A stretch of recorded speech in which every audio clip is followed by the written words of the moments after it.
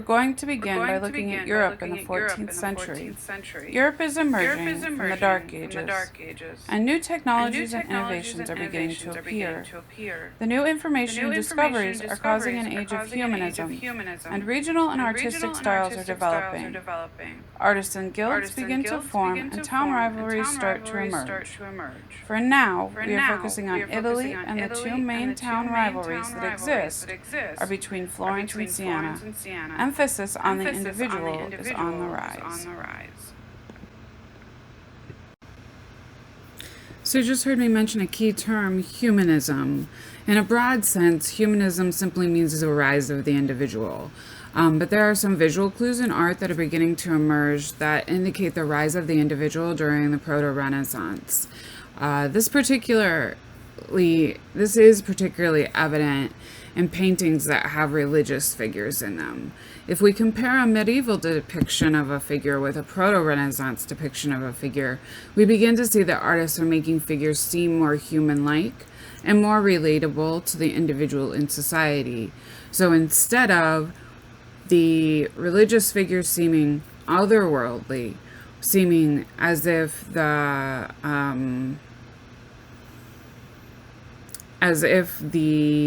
religious person is not a living human being, now all of a sudden the religious person is going to look more human-like. So here are two images of human figures. The image one you can see is an elongated figure. He stands in the S curve, and he has one hand up in sign of benediction. The figure on the right, number 2, stands in contrapposto, has a demon on his shoulder, and I think a lion at his side. Which one of these two individuals do you feel looks more human-like?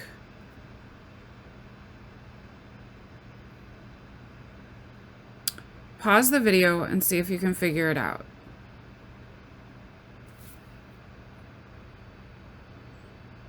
I hope your answer was number 2. The second one is more human-like because we can see the individual muscle structure of the person.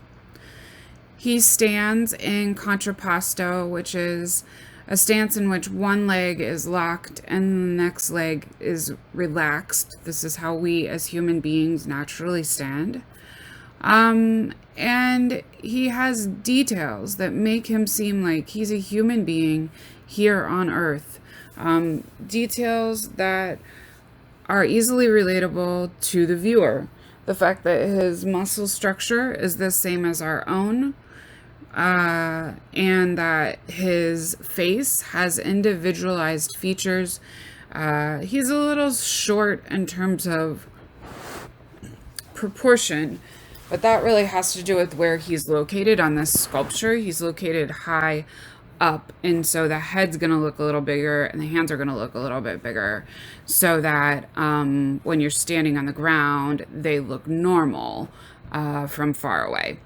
If the figure is far away from you and the hands and head aren't big enough, you're not going to be able to see them from where you're standing.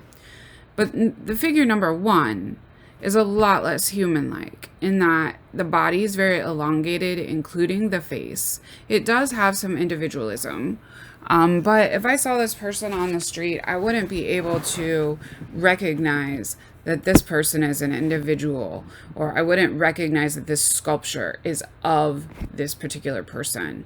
He stands in what we call the S curve. It's sort of this wonky position in which the body sort of sways out in the midsection. His hands are very small, and he is very long feeling. This is a Gothic figure. The Gothic figures tended to have this elongation feeling. They tended to be less realistic. and a little bit less individualized than in the proto-Renaissance time. This new humanistic era we're going to see develop and flourish starting in the proto-Renaissance. We are still in an age of humanism today. Humanism is a concept that is prevalent in capitalistic society. We focus on the achievements of the individual versus the achievements of the group. And in Western society, individual achievements are greatly valued over achievements of a society as a whole.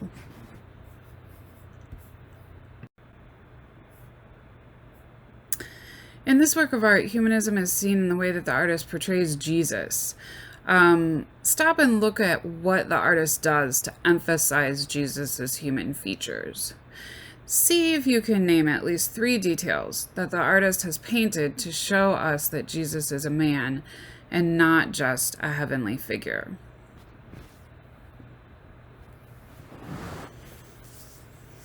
I hope you said that Jesus shows a lot of emotion on his face. The artist shows us this through the line work that he uses in Jesus's face, through the slant of the eyes and the downturn of the lips. Jesus looks as if he's in pain. Only humans exhibit that kind of emotion. You see it some on animals, but for the most part, emotion is something that we relate to as human beings here on Earth. You see the individual muscle structure of Jesus, whereas when we talked about figure 1 in the previous slide, there was no muscle structure shown at all. His body looks human, just like ours. We look in the mirror and can relate to this human body the way we relate to our own. In addition, you can see that the slant of the figure is a normal slant in which if the figure were hanging from, in this case, across, the body would be positioned at a slight angle. And so that slight angle helps us to relate to the position of the body as being human. Okay, so I promised you a rivalry. Siena is the city in which artists are beginning to implement humanistic ideas. It is governed by an oligarchy, and in the 14th century, we call that oligarchy the Nine. They're called the Siena Nine. They are a group of families who are merchants and business people within the community, and they're very powerful. They shape many of the decisions within the community. They only govern the city of Siena, and remember at this time, Italy was governed by city-states. So there is not one centralized government. Each city-state has its own rules and its own claims to fame. And those rules and claims to fame are determined by the oligarchy or the Siena Nine.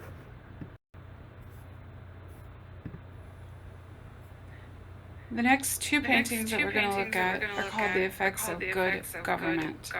They're done by artist Ambrogio Lorenzini, who is the main painter in Siena. The oligarchy, the Nine, commission works from him that tend to be landscapes or cityscapes with allegorical meaning that are meant to be propaganda. Most of his works appear in public places. For example, these two works appear in the Palazzo Pubblico.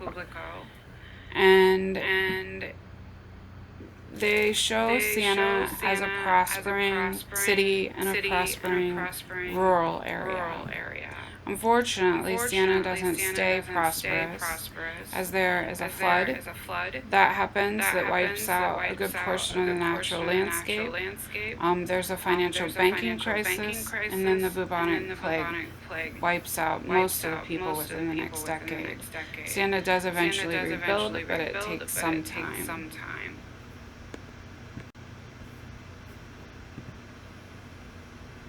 This next slide shows a detail of the cityscape that Lorenzetti painted in the Palazzo Pubblico. It is just a detail from the slide that we saw previously. We're honing in on a cityscape right now.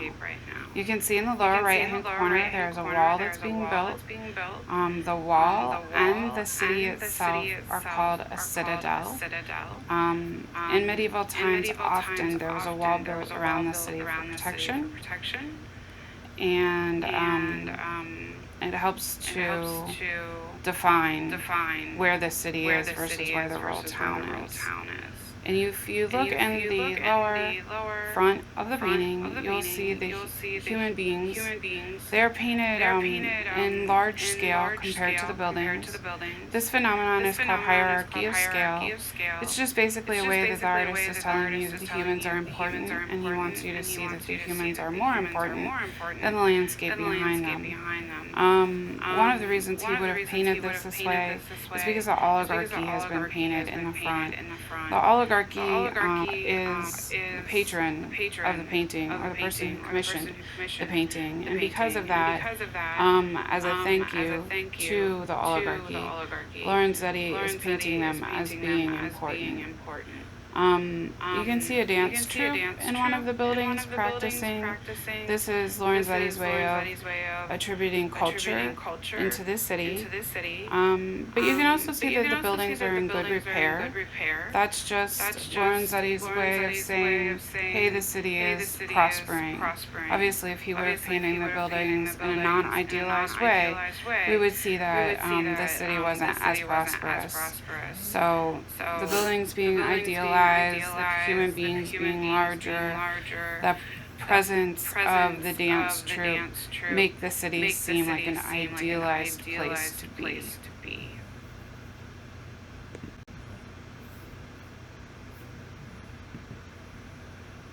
This is a detail from the rural side of the effects of good government.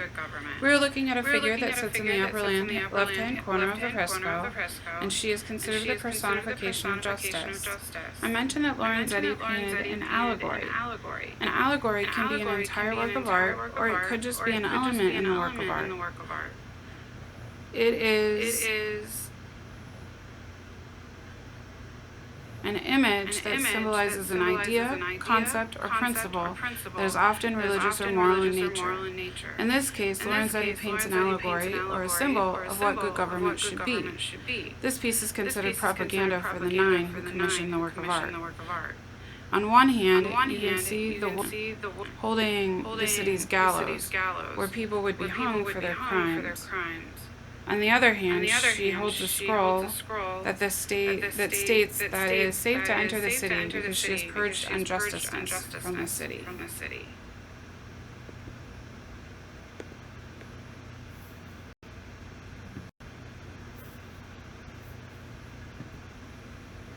Here you can see the oligarchy headed into the city, or into the rural side, from the city to visit the rural tenants.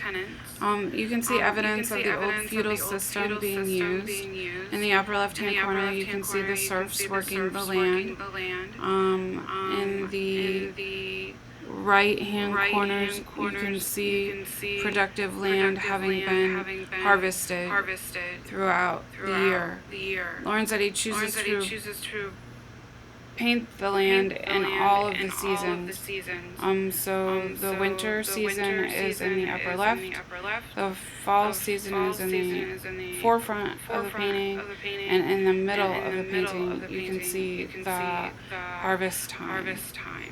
You can also see that the hierarchy of scale here, with the oligarchy being larger than any of the other people in the rural side.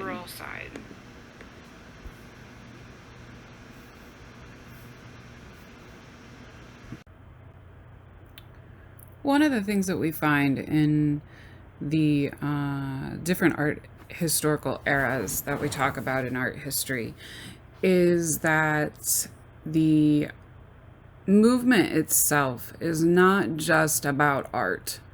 It's not typically about one set of philosophies that only applies to art. Movements like humanism come from a larger source of people within society, meaning that it's not just the artist. Oftentimes it's the philosopher, and there are medical advancements, and there are literary advancements that all work together to create a movement. In this case, what I'm showing you all works together is literary arts and visual arts and philosophy. Those all work together to create this concept of humanism. Does it define the proto-Renaissance in the art historical era? I would say that the proto-Renaissance is a supporting era to the ideas of humanism. It's a very important movement in the historical world of art because it's that movement right before the great Renaissance masters that sort of blow humanism out of the water and they create a humanistic society that we live in today. And so this small stepping stone becomes an important projection for the world we live in today. And I would say that's why we focus on it heavily in art history, because it's that moment that is right before all those great Renaissance masters that we look to sort of define humanism in our world. That group of people that begin the proto-Renaissance, or that begin humanistic ideas, start in the late Gothic. But the proto-Renaissance masters tend to propel it. The artists that I'm showing you in this slide are not visual artists, they're literary artists. During this time, we have a group of writers that become very important in terms of propelling those humanistic ideas. Petrarch is one of them. He was a poet. He was very influential and pioneers the creative beginnings of the proto-Renaissance movement. Other literary superstars that we see during this time are Dante. He wrote the Inferno. Chaucer, who wrote the Canterbury Tales, and Christine de Pizan.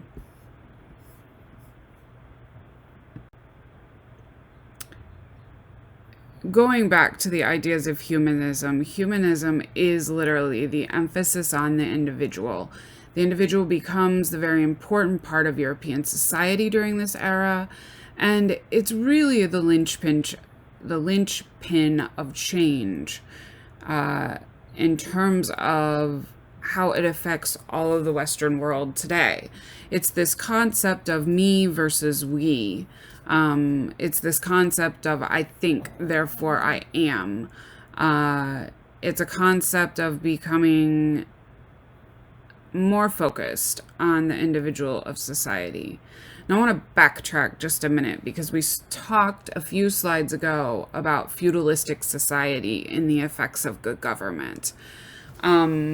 Typically I ask my students what is feudalism, and they basically tell me that they don't really know how to explain it, but they know what it is. Feudalism is that system within society. It's a class social system, and it's a system in which all of society lives by during the late Gothic era. It's a society in which they collectively work the land together to create a miniature economy and a miniature working society within the town. And so it's a more collected idea of society. It's a more communal idea of society. When the proto-Renaissance comes along, all of a sudden that individual in society becomes more important. We begin to focus more on that idea and concept of who am I and how do I fit into the world around me. regardless of what society says about me. These ideas of I think, therefore I am come into play more and more as we get closer and closer to the contemporary time period. Does that mean that feudal society is not as sophisticated as the Western society's ideal system of humanism? The answer to that question is no. Each society runs in its own way. Each society has its own sophistications. Each society has its own system of achievement. So if you look at our world today, you couldn't say that the Western world is more accomplished than, say, the Asian world or the African world or the Eastern world. Sometimes they're just a different way of life or a different way of looking at community as a whole. Sometimes they are systems of society that work better than our individualistic society that we focus on in the West. Okay, so I went down the rabbit hole of humanism. Let's shift back to art. But first, before we shift back to art, I want to talk to you about architecture in Italy as a whole. If you've ever been to Europe, you will know that the streets are gridded in an axial plan, as opposed to streets in the West typically have a 90-degree organizational system. In fact, like if you look on a map, everything's gridded off in boxes, right? Whereas in Europe, everything sort of stems from this main hub. So there's like a central circle and then like spokes on a wheel. Things jet out within the city from that main hub. That main hub is typically the town square. We call that a palazzo in Italy. And each town square typically has a town building that is an important center. We just got done looking at the effects of good government. It is in a palazzo pubblico, meaning it's in the public palazza of Siena. Florence has one of those plazas as well, and it's a very important place in which art is displayed. It's an important place where people go for whatever civic needs they have. Oftentimes, if you have a birth or a marriage or something like that, you need to file government documents. Those things are done at the civic center. So just wanted to give you that background information about the way that European streets tend to be organized. This is the Piazza della Signoria. It is the piazza for Florence. So we've moved to Florence. We just got done talking about Siena and art in Siena. Let's talk about art in Florence. Just like Siena, Florence has a ruling body. They're called the Signoria. That ruling body is their oligarchy. This is the town hall where the body met and where democracy of the ruling elite takes place. Rules, civic engagements happen here at the Palazzo della Signoria. Next to the town hall, you see a loggia. A loggia is a covered walkway. It provides shade and protection from the elements of the sun and inclement weather to people who were gathering at the piazza. Because the piazza is a civic building, oftentimes there were large crowds that were drawn to the civic building, and so the loggia was necessary because an overabundance of people would be there. Today, the loggia actually houses artwork. Typically, it will house sculpture, but back in the proto-Renaissance times, it would have just provided shade for people who were coming to the civic area.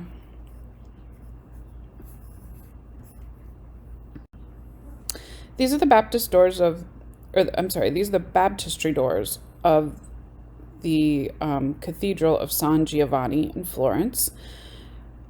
They were done by an artist named Pisano. He was awarded the commission for the baptistry doors in 1330.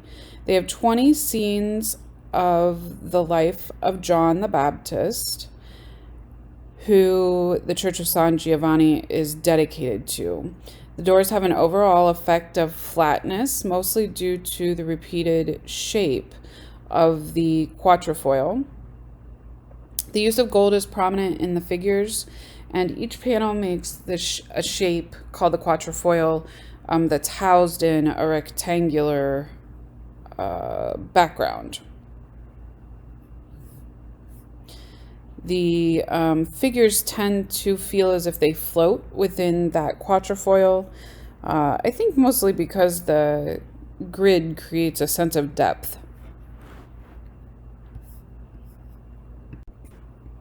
Here's a detail of one of the panels from the baptistry doors of San Giovanni. And you can see how the quatrefoil shape, that's this four-leaf clover shape behind the figures, sort of frames the figures in, but creates a sense of depth. The quatrefoil shape feels as if it recedes into space from the framing of the box or the grid that Pisano creates to house the quatrefoil shape, and then the scene tends to float out in front of it, I think because it projects upward from the quatrefoil shape, and so you get this interesting sense of depth. But then when he adds the gold leafing onto the figures feel like they sort of float out towards you. They are elongated. They have great sense of movement.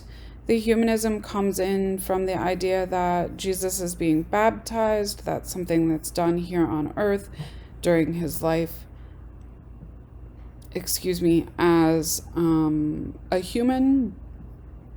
And then you see John the Baptist baptizing Jesus. John the Baptist is tipped over at the hips, sort of leaning towards Jesus with a pail of water.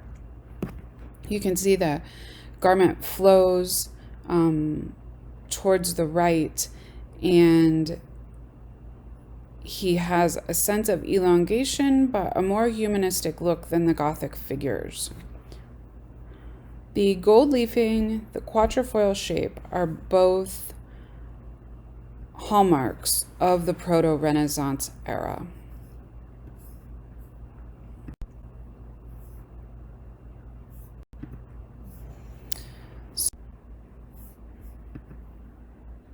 So Giotto is the next artistic superstar when we talk about Florence.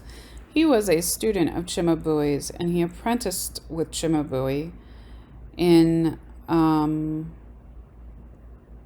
the latter half of Cimabue's career. He really surpasses his teacher's representation of the humanistic form. He accomplishes this by drawing from live models, which really hadn't been done for a couple centuries at this point. He also works among the Franciscan monks.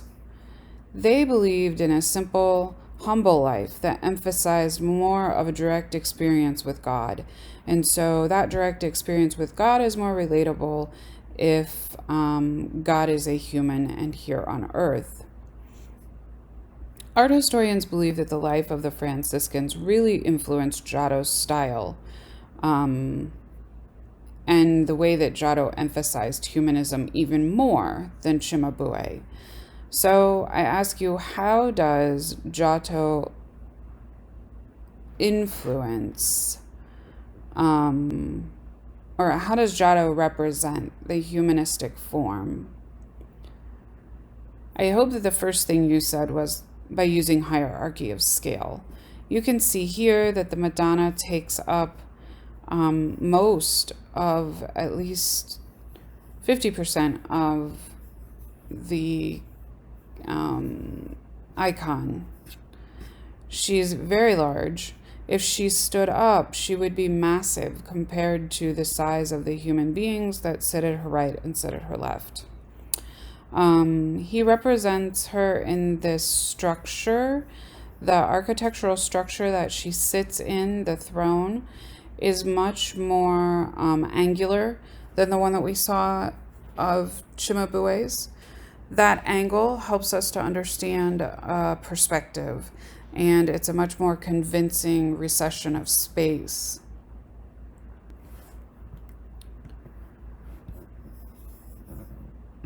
Additionally, he uses naturalism.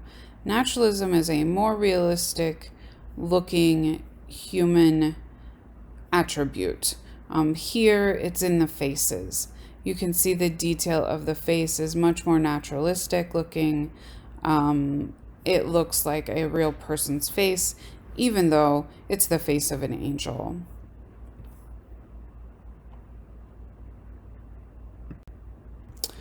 Naturalism is sort of a new technique in terms of artistic representation, because prior to this they had been using a more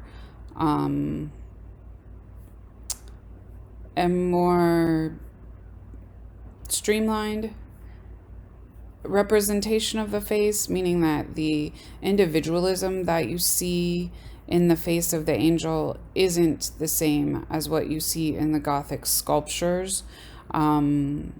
This person's face looks the way it really is in real life, whereas in the sculptures that we see from the Gothic era, they're less individualized. You can't tell them apart quite as readily as you would Giotto's figure. In addition to, Giotto's figure looks like someone that you could pick out on the street. That person really exists in real life. The sculptures that we look at from the Gothic era don't look as if that person is someone that you could pick out of a crowd. We see even more readily how Giotto creates a more humanistic form when you compare Cimabue's work directly with Giotto's.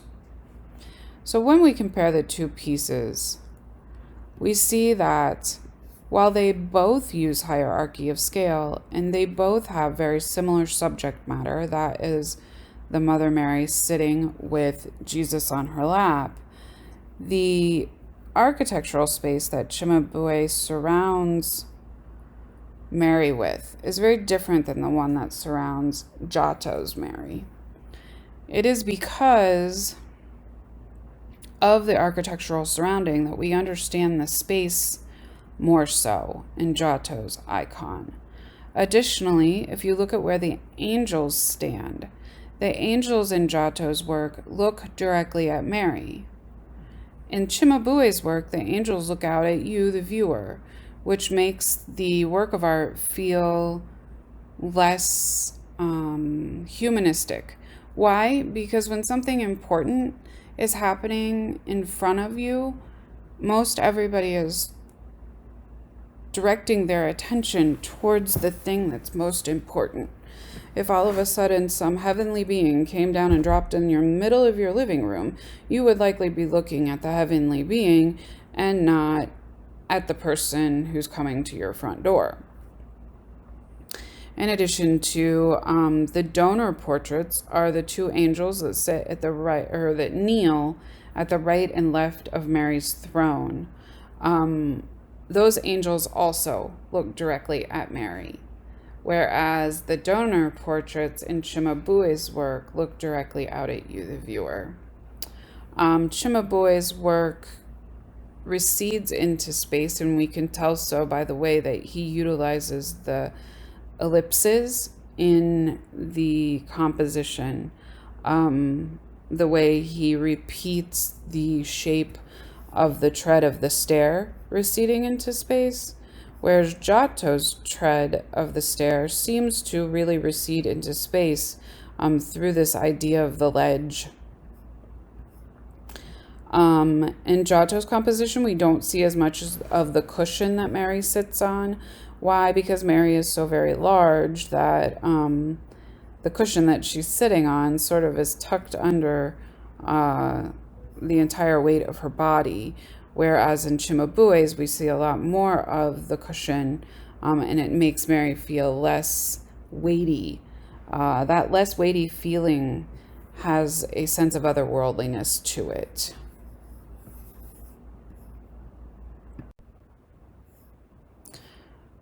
While Giotto's career begins in Florence, he was soon known throughout Italy. His Florence commission wins him a commission in Padua, and a commission in Rome. The commission that he was awarded in Padua was for a powerful family who was part of an oligarchy named the Scrovingis. The chapel was restitution for the family's usury. Because the commission of works of art in the chapel, because of the commission of the works of art in the chapel, the Pope pardons the Scrovingis from the charge of usury in 1303. The chapel was there to remind the family of their sins and to help them follow a more pious path of living. At the time, usury was punished by death.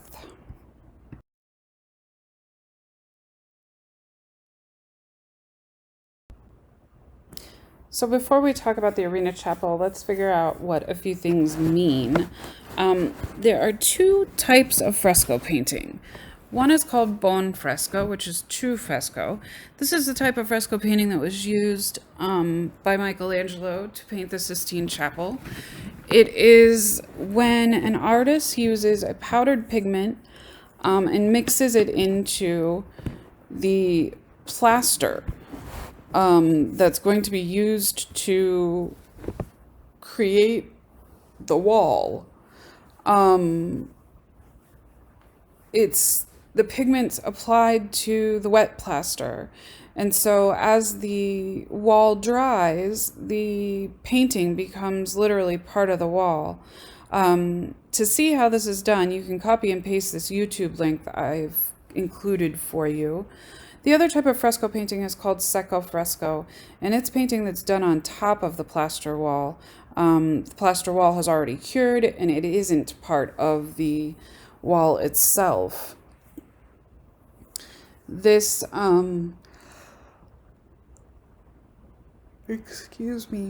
type of fresco painting, buon fresco, is looked at as being a more artistic way to paint fresco.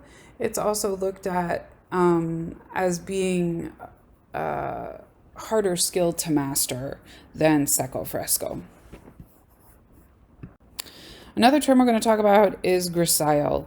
Grisaille are these gray-looking. Here's an exterior shot of the Arena Chapel in Padua, also known as the Scrovingi's Chapel. Enrico Scrovingi was the son of the father and son banking business team that was accused of usury. He was also the person responsible for commissioning the chapel's art. And so you see him pictured here as the donor, just like we've seen in other paintings that represent the donor in the work of art.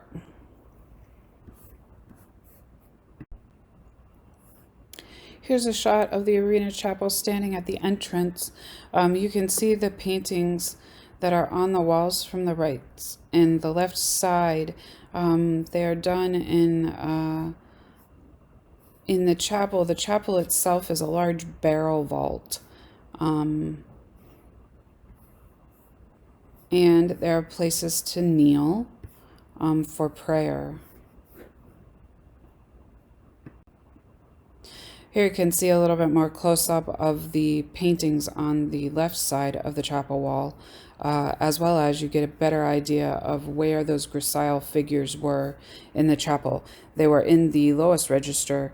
They would have been parallel to the person who was in the chapel kneeling in front of the altar. These chapels were private chapels. They were chapels that were solely for the purpose of the family to go sit and pray. They're public chapels now, but then they would have been a place to sit and pray and contemplate good and bad deeds. Here you see a detail of one of the wall panels that was painted by Giotto. We will concentrate on the painting in the lower left corner of the section. This painting in the lower left corner is called The Lamentation. It depicts Jesus' followers at the time that he was taken from the cross before he was laid to rest in the tomb.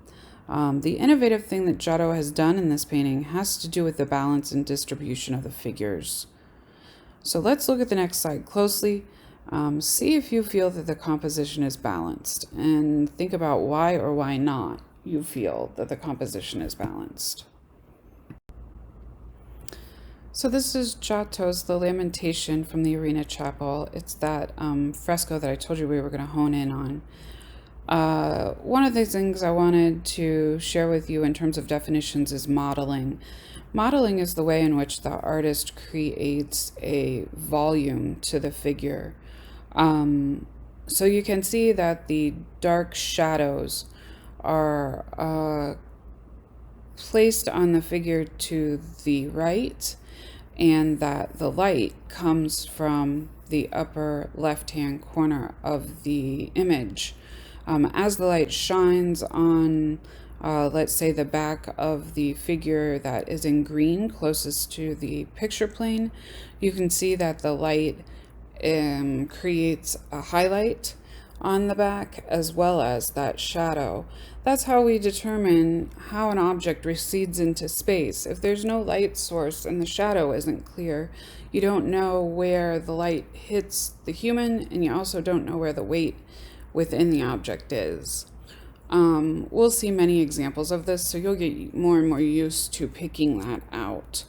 This is Giotto's Lamentation, and the major innovation that we see here in Giotto's Lamentation has to do with the way in which he distributes space in the Lamentation. You see the diagonal rock that cuts through the picture plane? It sort of bisects it from one section to the other. And instead of bisecting it in half or horizontally, it does it diagonally.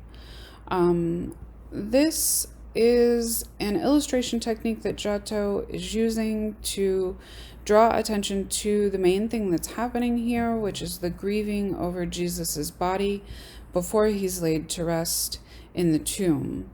You can see through the gestures of the people that this is a very dramatic scene. For example, the woman who's bended over, I guess it's a male figure, I'm sorry, who's bended over looking at Jesus with her hands behind her, in this grand gesture that imitates the way in which the rock runs through the composition. You have a woman at Jesus's feet looking at the holes from the cross. You have Mary holding Jesus, grieving over his body. There's a woman standing above Jesus's head, looking at the scene, and a woman to her right, gesturing in prayer with her hand underneath her cheek, sort of beside herself in grief. Above this scene, you see this big space of blue. Within that big space of blue, there are lots of little cherubs flying above the scene. Those cherubs represent the heavenly world coming down to witness the death of Jesus. There's another thing that we have in this composition. It's called a giornata. The giornata is the line that's created when the artist lays the plaster in the painting on the wall. Most of the time, the artist uses that line to create an edge, for example, where the clothing meets the edge of the rock would be a giornata. But in the case of backgrounds, sometimes it's difficult to get the exact same color when you are mixing the plaster and the pigment. If you've ever painted before, you really do know that this is true. You mix a color, and you're never going to get that exact same color again. And so plaster dries fairly quickly. And in order to get it on the wall and get the section of the wall accomplished, you have to apply it fairly rapidly, which means you don't want to mix a really big batch of blue plaster up because it'll dry before you get it all on the wall. So placing the patch of plaster on the wall usually represents an entire day worth of work in fresco painting. The giornata is created when the next day happens. You come in and lay another section of plaster. I am going to point out in the next slide the giornata.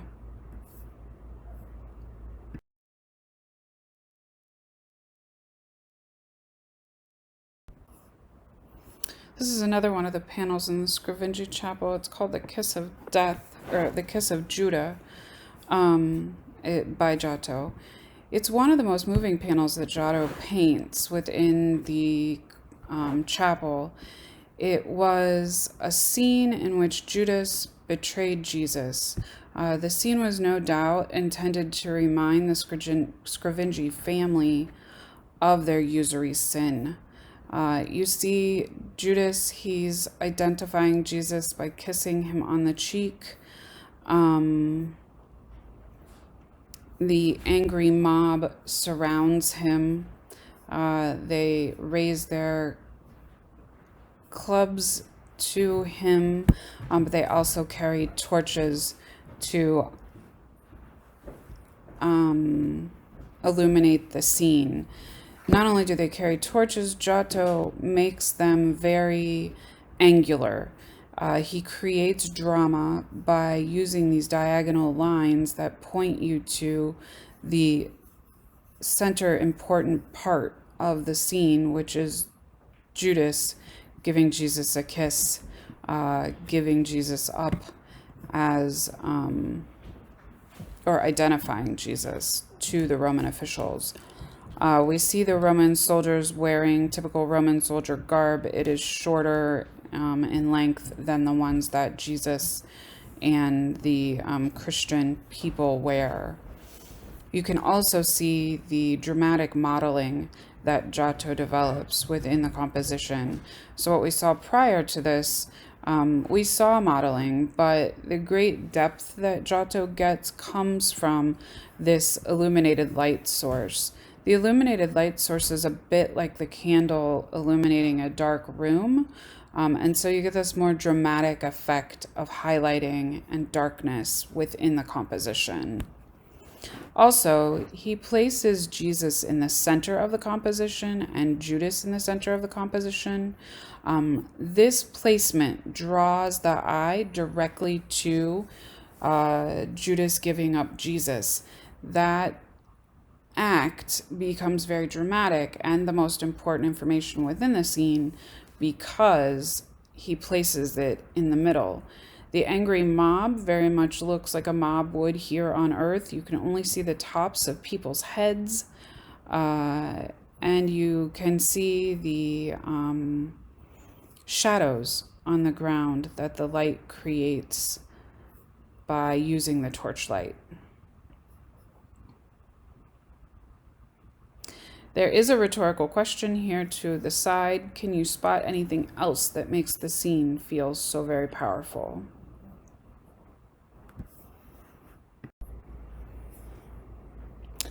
Okay, so let's go back to our Siena-Florentine rivalry.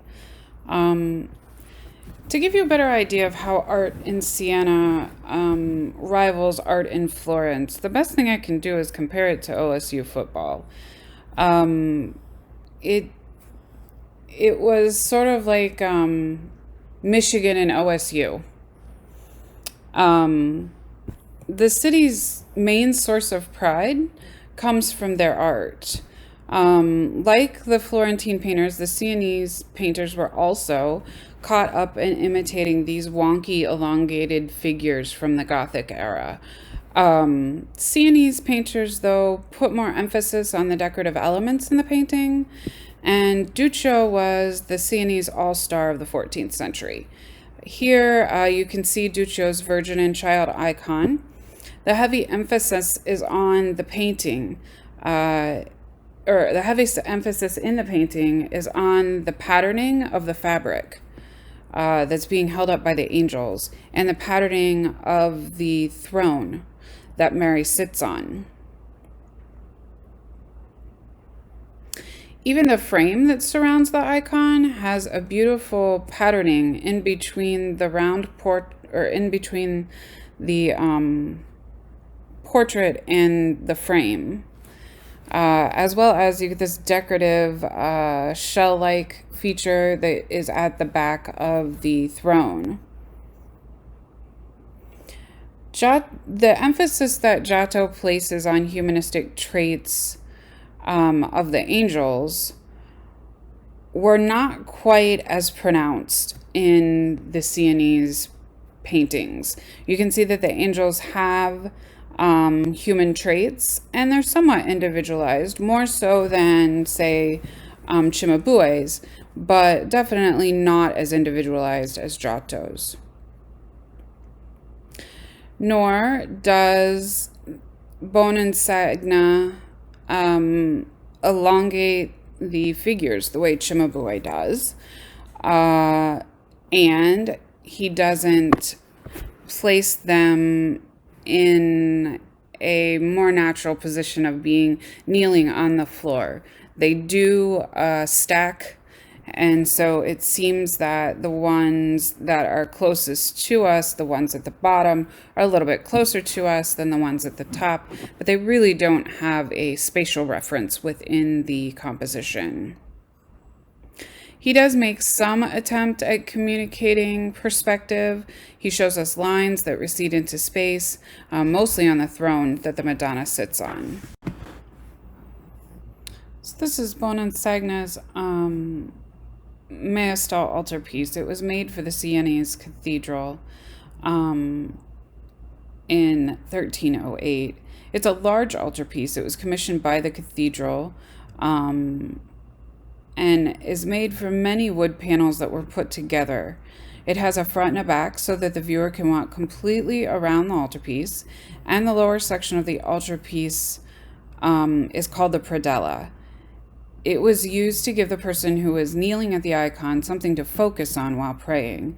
Duccio signed this work of art where Mary's feet rest at the base of the throne. The signature runs around the platform that she rests her feet on. The work is massive. It's 15 by 20 feet, and it depicts Mary as the queen of the heavenly court.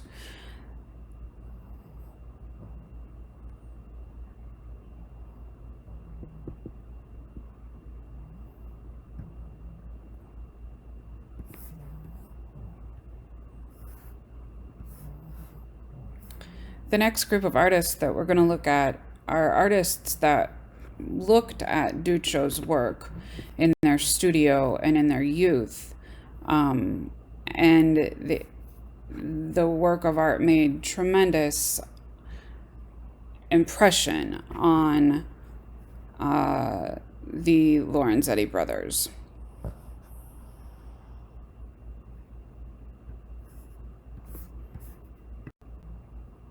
Here you can see a close-up of the Maestal altarpiece. You can see that this scene in which Mary sits in the center, Mary is the largest in scale, but unlike Giotto's work, she doesn't look unhuman by being so large. She sits on a throne, but you can tell that the throne is weighted at the same level that all the people stand on. The crowd that surrounds her looks at her, but they also look at other people within the crowd, which is typical of the way we as humans view the world, right? We look at each other. Sometimes when something major is going on, we mostly are looking at the thing in the middle, but sometimes we look away or look at somebody else within the crowd. You can see a close-up of the scenes of the predella here. There's a nativity scene.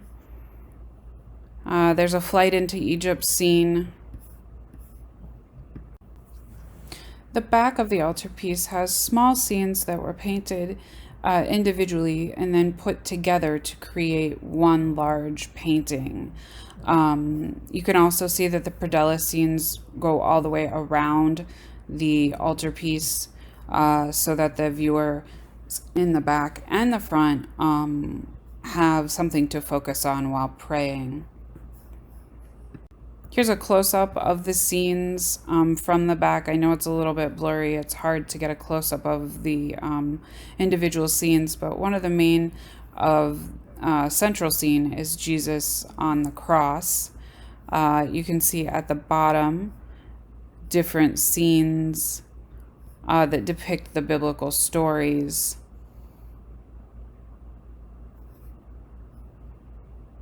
They are scenes that take place here on Earth. They all have a humanistic element to them. The people all are very much images that are humanistic and the forefront of thought in the world of the proto-Renaissance world and the new idea set that religion is for people who are here on Earth. Therefore, we should make our religious figures here on Earth as well. Okay, so before we move on, I want to go back to the Lorenzetti brothers, because the Lorenzetti brothers were heavily influenced by Duccio. They painted in Siena, and they were definitely artists that were highly influential in perpetuating the humanistic style. They painted the Palazzo Pubblico in Siena. The Palazzo Pubblico is pictured here. It is the public building in which all civic things take place. So here we see an inside view of the Palazzo. We can see the most detailed account that we have of life in a medieval community. Ambrosio chronicles the myriad of activities that allow a community to prosper in the effects of good government. We can see them bringing in goods from the country, raw materials for industry, and lots of various merchants who sell their wares because of their knowledge of a skilled trade. Here you can see the fresco a little bit better. The portrayal of life in the countryside is on the right, and the city is on the left. The presentation of both countryscape and cityscape illustrates the annual cycle of activity between the city and the country. Here, life in the countryside, immediately outside of the city, shows the sowing of seeds for crops that will be sold in the market at harvest time. Aristocrats go out from the city to hunt, and farmers bring in their livestock and goods to the city for sale. Ambrosio's portrayal of the countryside is revolutionary in the history of art because it's the first landscape that was based on a specific geographical location. If you look at the next slide, you will see that Ambrosio has depicted the annual topography of the city of Siena. Oh, I'm sorry, he's depicted the actual topography of the city of Siena. Additionally, this is a rare work of art because it depicts a complete secular subject. Here you can see the city in which Ambrosio is basing the city off of. It is the city of Siena. This was a really important work. The separation of church and state doesn't happen for a really long time. But the fact that this is a civic work highlights that art for the public can be different than art for private patronage. It highlights the strides that the medieval community was making towards the Renaissance. And it highlights how the Renaissance came about, meaning that the city was getting strong, and we're seeing the precursor of its strength right here. Another work of art that Lorenzetti does is The Birth of the Virgin. It is a triptych and an altarpiece. And it was commissioned for the Siena Cathedral. It was completed in 1343 by Pietro Lorenzetti. It's a tempera on panel painting that celebrates the Virgin, who is the patron saint of Siena. Lorenzetti is known for this painting because it is a genre scene. A genre scene is a painting that represents a theme of something that happens at home. And so the Birth of the Virgin is a scene of everyday life in the household, right? It's a scene of a woman giving birth. Excuse me. It's a scene of the woman giving birth, and of the father sitting outside of the bedchamber waiting for the baby to be born. Mary's mother lays in a bed. It's represented with this checkerboard pattern, which helps to communicate space recession.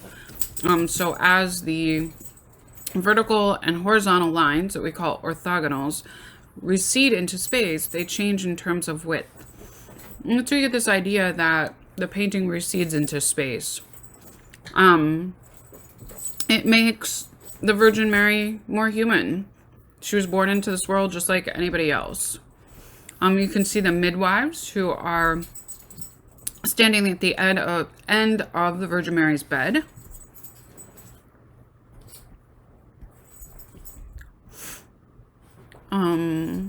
The figures are very modeled. They are solid looking. Definitely a influence from Duccio's work. And the framing of the work of art helps to create a sense of depth within the painting. We, as the viewer, peer into a scene that is private.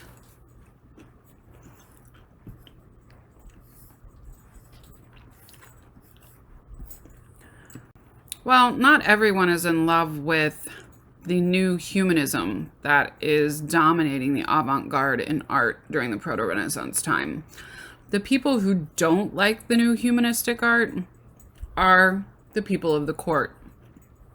They recognize that humanism is a rise of the individual.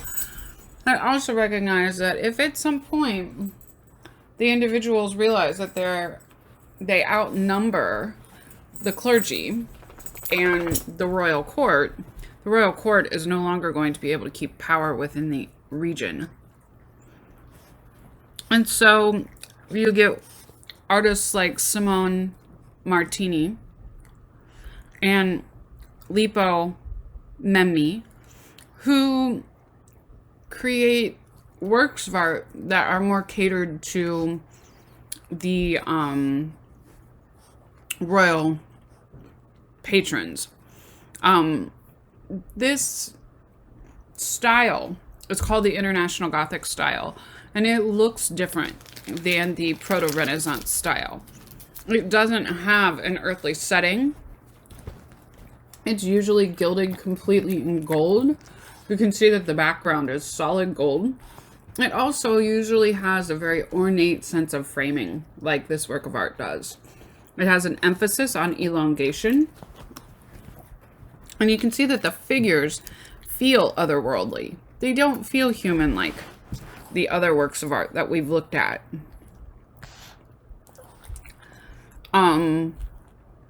The gold is a color in which the figures are built on. They are not, they don't have any natural background to them. They don't have as much weight. You can see that Mary pulls at her clothing. It's an elegant gesture that symbolizes nobility.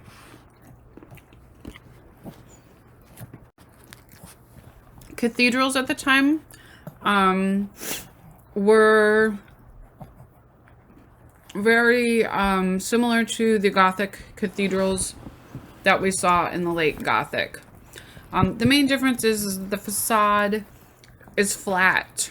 It's designed by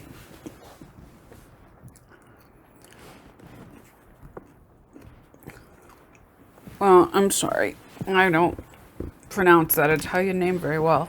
Maitini. It is the Orvieto Cathedral in Italy, in Orvieto, Italy. And it's a cathedral that is more reminiscent of the Renaissance times. The facade is flat, but it still has an emphasis on elongation, like we saw in the Gothic styles. The original design of the cathedral was Romanesque, and you can see that behind the facade. The facade was redesigned by Matanai, and he tries to hide the chunky style that the Romanesque building has, and he does that with emphasis on elongation and the thinness of the front of the facade of the building. Well, what happens to our avant-garde pioneers of humanism and Renaissance style? The plague happens. All of a sudden, the Lorenzetti brothers completely disappear from the artistic record altogether. And we don't really know what happened to them. After the plague, art in Tuscany tends to revert back to themes of judgment and punishment, and it moves away from scenes of humanism.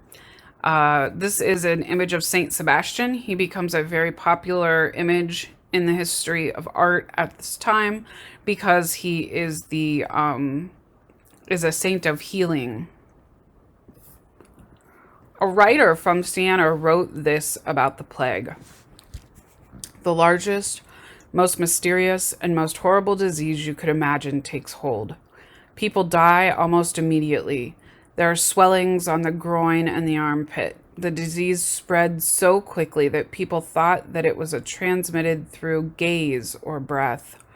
And truly, so many people died in the months of May, June, July, and August that no one could be called to bury them for any amount of money. And I, Agnolo de Tura, call the fat, buried my 5 children in a pit with my own hands, as did many others. So you can see that the plague was a grave time, and the innovations of the proto-Renaissance come to a screeching halt at the end of the 13th century.